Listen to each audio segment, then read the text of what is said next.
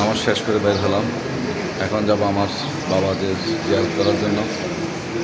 এখন আছি মসজিদে ভিতরে। মাশাআল্লাহ, খুব সুন্দর পরিবেশটা দেখে অনেক সুন্দর লাগতেছে।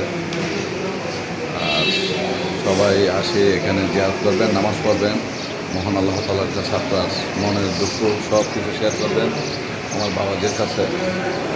আর সবাই আমার জন্য দোয়া করবেন, আপনাদের জন্য দোয়া ও ভালোবাসা রইল। আমি এখন যাব আল্লাহ ব্যাপারে।